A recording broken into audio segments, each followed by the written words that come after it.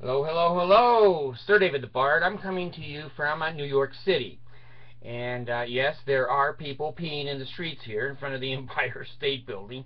But, you know, I guess it's a little bit different here than in other places.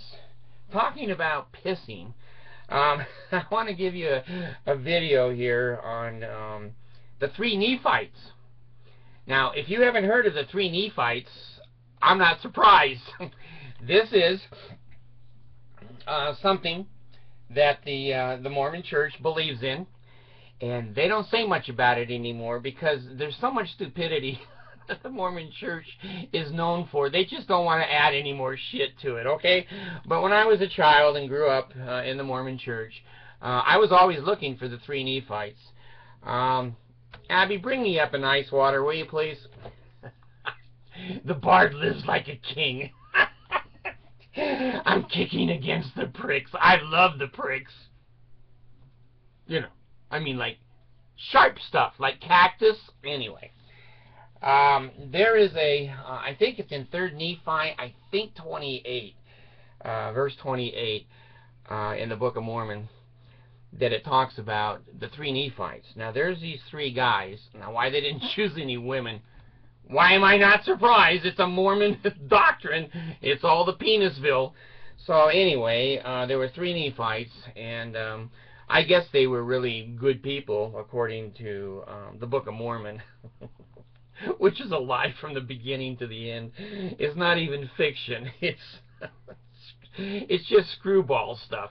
Anyway, Jesus said, and he's attributed to being said many things, that they're not going to die, that they're going to be here on the earth forever.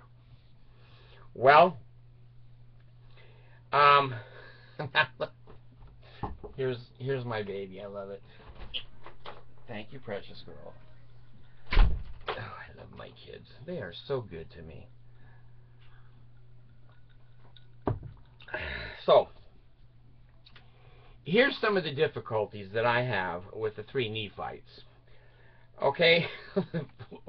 There are thousands of them, but I don't have time to do them all here. First of all, if you're living forever in a society, and I guess the Mormons believe these men go around helping people. It's like Casper, the friendly ghost. He just goes around and, you know, it's more like Magoo, Mr. Magoo.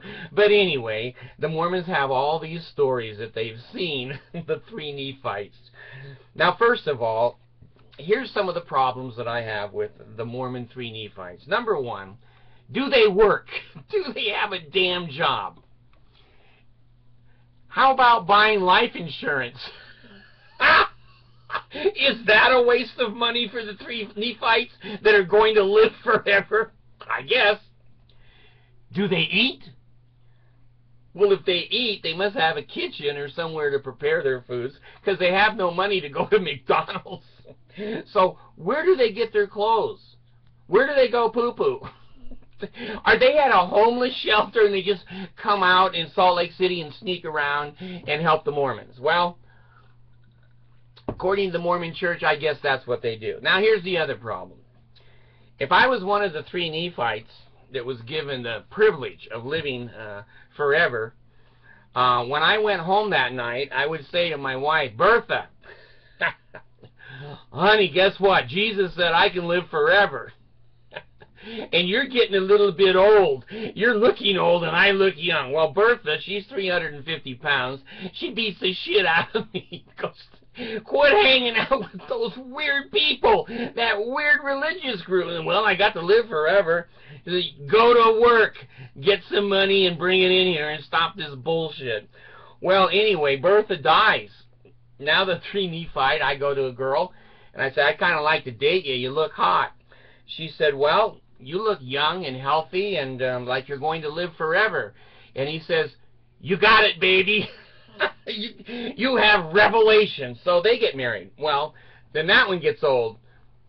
And Gladys drops off. Well, the three Nephites hang together, kind of like missionaries. So they can't have any wives. And their kids are all dead because They've lived, whatever, 600, 700 years. They have no job. They have no place to stay. And they have to keep changing their clothes every 20 or 30 years because the styles get kind of funny looking. So, if you're a Mormon, you believe in the three Nephites. And on a side note, they believe that John the John the Revelator, he's living here too. So there's 4 of them that live forever. Well, every time something strange or good happens to a Mormon, they go, see, it was one of the 3 Nephites. Well, if you want to believe in magic underwear and magic men, there's nothing wrong with that. If that floats your boat, that's fine. I think normal, well, if you can call them that, normal Mormons now are grabbing their life jackets quickly. And they're yelling, shit, I quit. And they're on the Titanic. And they know it. The internet, as I predicted 2 years ago, is going to destroy the Mormon church. They no longer can hide, lie, cheat, steal, defraud the government. They are a cult with unbelievable past powers. They're not as powerful as they think they are these days. Because I had a friend of mine, by the way, this is a sideline. Yeah, I haven't taken my meds yet today. That's why my subjects will jump from place to place. I was talking to my Mormon friend the other day. I only have one Mormon friend. Well, I have 2. My wife is one. I have another guy who's a Mormon friend. And I don't know what we were talking about. He just got up and started pointing at me and yelling at me about the gays. I just sat there because Mormons think the longer they talk, the louder they talk, the more they talk, truth will be there. It's not. He talked to me for 2 or 3 hours. I finally just at the end, I said, you know what? I think gay marriage is a civil rights issue, and your church is screwed. And he couldn't believe it. He's a returned missionary, by the way. Anyway, he says, do you know that you're one of the big boys? I said, I don't need to be insulted that way. He said, no, it's not your weight. No, what is it? Now, I'm telling you this to boast. I would say, well, I was just surprised and I was a little humbled. I'm not going to bullshit you. I'm going to say this to boast because I don't have anything to boast about. I am a boast. So anyway, he said, do you realize that you are the most popular YouTube dissent against Mormonism? No, I didn't know that. He says, yeah.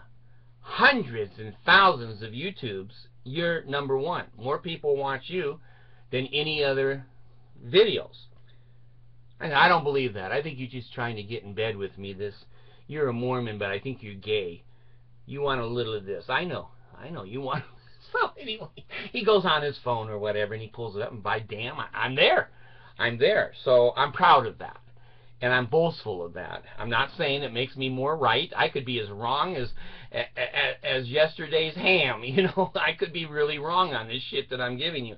But it's my shit. I lived in that church for 50 years. I was active in that church for 50 years. And I was inundated and brainwashed in that church for 50 years. And I have every right to come out of there and spend the next 50 years saying what happened to me. Now, if the Mormon church floats your boat, fine, great, stay with it, pay that money, be embarrassed, you can't answer questions, and I'm sure you're feeling like the island that you're on is getting smaller and smaller. Most people don't take your church at all now with a grain of salt. It's a joke. Being a Mormon is a joke because there's too many lies that have come out, and you've got 13 more essays that are going to come out to show how the other lies were brought about and blame somebody. So anyway, if you see one of the 3 Nephites, let me know. Let me know. I could interview one here on the show. I'd love to have him come in. And the thing that makes me nervous, has always made me nervous. One of the reasons I didn't go on a mission. I don't live with another guy for 2 years and sleep in the bed beside him. And the only time I get privacy is when I go in the pee-pee room. The Bard don't fly that way. Homie don't roll that way. I like vaginas. I like girls. And I could see if I went out for 2 years and didn't have any vaginas, so I might as well have been sentenced to life in prison. I said, no, the homie don't do that. No. So anyway, now you've got these 3 men, and I don't know if John the Revelator visits with them or lives with them. They might all have different places. But you know, when you got 3 guys living together, again, for eternity and for life, I'm nervous. I don't think I want to invite them into my house when they say, we have a message from Jesus. And I'll say, well, here's a message from the bard. Get off my porch. 3 guys living together, it's a little unusual. 3 guys without any vaginas for the life. I thought the Mormons were kind of like the Muslims. The Muslims at least get 72 virgins, or is it 71? That shit. At that point, it doesn't matter if it's 71 or 72.